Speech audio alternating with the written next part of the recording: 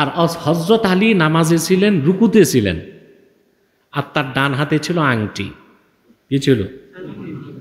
আপনারা মনে রাখবেন, আংটি পরাও কিন্তু সুন্নাত। কোন অর্থে? আপনার অনেকে আবার জ্যোতিষদের কাছ থেকে আংটি কিনেন ভাগ্য পরিবর্তনের চিন্তা করে। এটা শিরক। এটা কি? শিরক। আংটি, পাথর, জড়ি বুটা, নড়ি পাথর, এগুলো ভাগ্যের পরিবর্তন করতে পারে না। ভাগ্য পরিবর্তন করতে পারে চিন্তা করে এই নড়ি, কড়ি, পাথর, জড়ি বুটা শরীরে, ব্যবসা প্রতিষ্ঠানে, যানবাহনে লটকানো শিরক।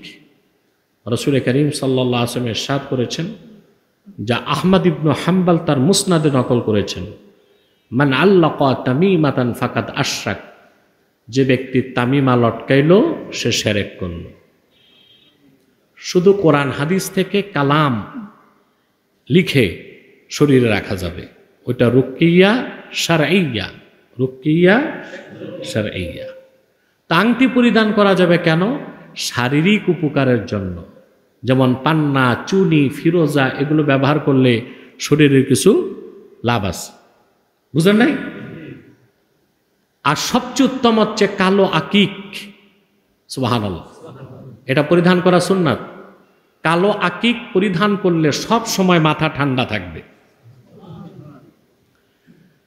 আংটি পরিধান করাও কি সুন্নাত। হযরত আলীর হাতে, ডান হাতে ছিল আংটি।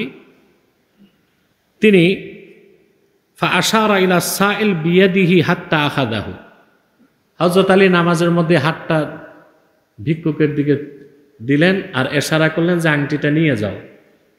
ভিক্ষুক আংটি খুলে নিয়ে চলে গেছে।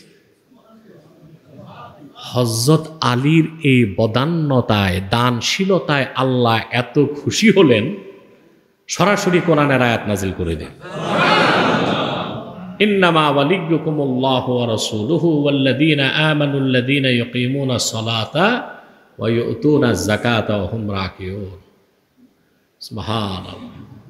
নিশ্চয় তোমাদের অভিভাবক আল্লাহ, তোমাদের অভিভাবক মুহাম্মদ সাল্লাল্লাহু আলাইহি ওয়াসাল্লাম এবং মুহাম্মদ সাল্লাল্লাহু আলাইহি ওয়াসাল্লামের সাহাবীগণ যারা নামাজ আদায় করে, নামাজের মধ্যে যাকাত দেয়, বিশেষ করে হযরত আলী।